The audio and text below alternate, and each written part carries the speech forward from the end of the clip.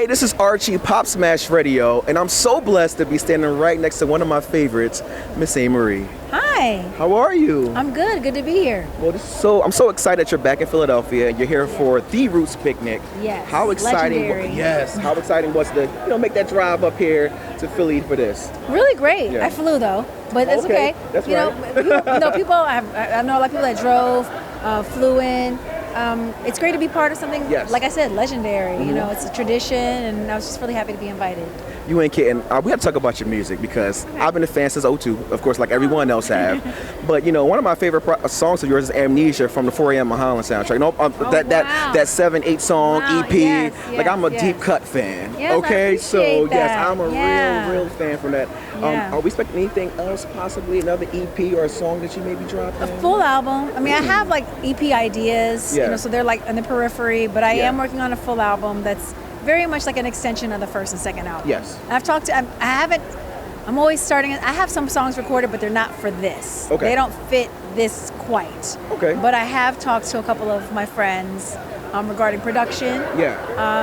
And they're fan favorites. Yeah. I think so. It's gonna be. So that good. means some familiar sounds that we're used to hearing. Extension of albums 1 and 2. Oh, Like that's perfect. Oh, that's yes. that's what this project is. Oh, yes, Like everyone some is very R&B. clear. Yeah. Because we know it's like an extension of albums 1 and 2. That is Yeah. the sound, but not redoing a sound, but just an extension of that. That's right.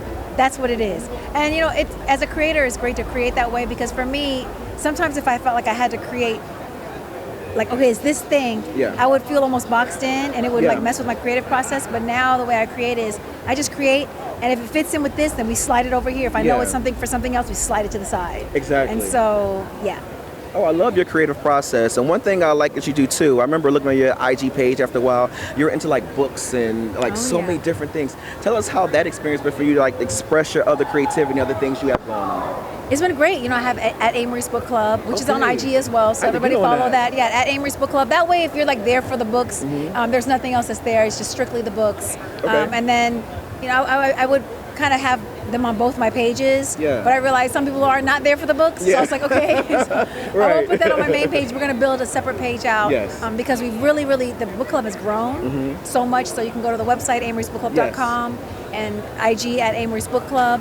And it's its own entity now, Yeah. which I'm really happy about. Yeah. Which is really great. I mean, I love reading. It's my first love. Yes. And I get a chance to, share my favorite reads. It doesn't have to be like the favorite one of the moment. Usually they're like books that have just been released, but sometimes they're books that have been like last year, whenever.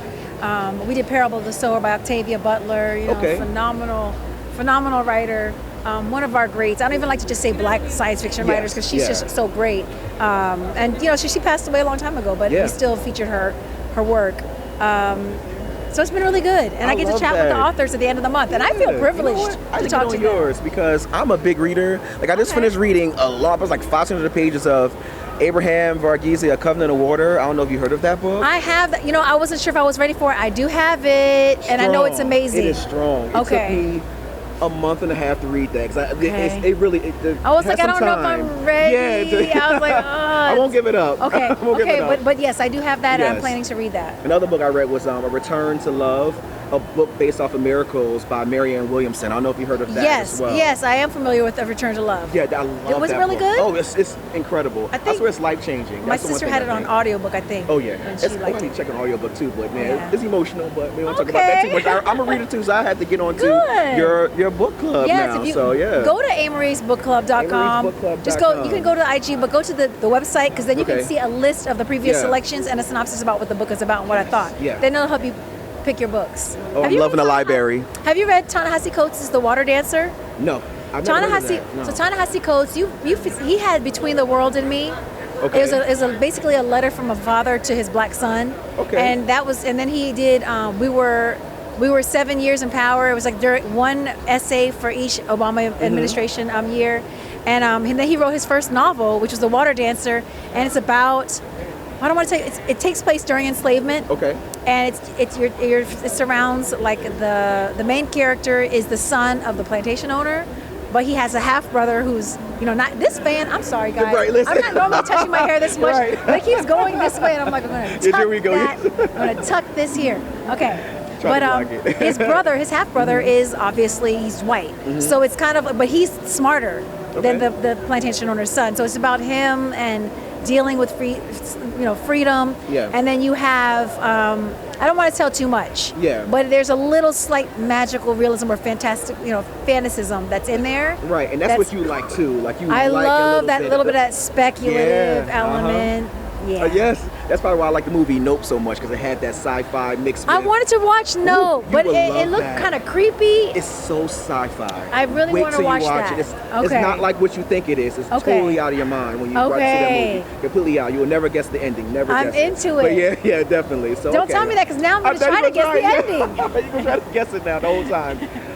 I just started one of my favorite songs, and I'll let you go. So she got to go. But Why Are You is one of my favorite songs. Thank you. When I was at the one music festival when you did that. You looked amazing in that orange. It was so great. And I remember you coming on stage, and the wind was blowing, and you just looked amazing. You were singing that song, and you had you sang all of my favorite songs, by the way, that day. Good. When are we going to see like a longer set of you? Are you going on tour by yourself soon? It has not. We've talked about it, but I do feel like, inshallah, we'll see.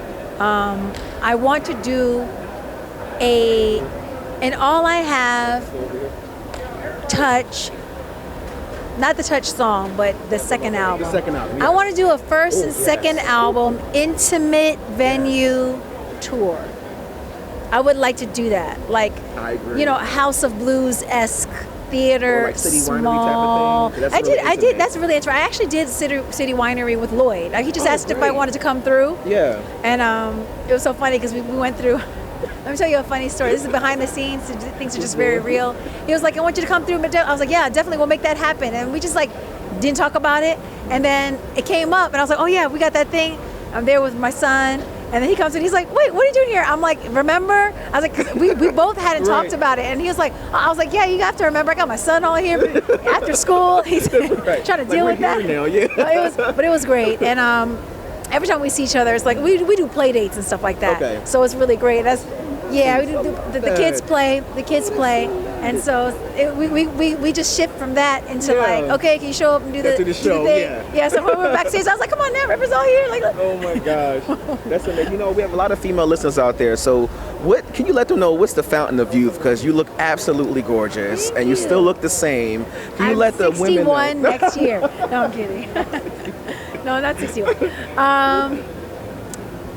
I think at number one, I think it's important to remember that the physical fades. Yes. The beauty fades. So I think the most important thing before we even get to how to just maintain yourself is really just understanding that that's not the most important thing. Yeah. And as time goes by, I think you should start relinquishing how important that part is to you, because I do think it's just sets you up for failure, basically. So don't dwell on that too much. Yeah. Understand that it passes, and it's not the most important thing about you either. That said, what you can do in the meantime, besides obviously eating right and not eating too much sugar, getting plenty of sleep, but I also think too it's also finding happiness in yourself. Bingo. That your vibe and your mood, because no matter how great you look, if you're not happy and you're scowling, it actually takes away a lot, Gotcha. But if you're happy, you guys know how many people you've met who are people of a certain age, women of a certain age, and I'm talking in their 70s, but they're just really beautiful because you feel their spirit.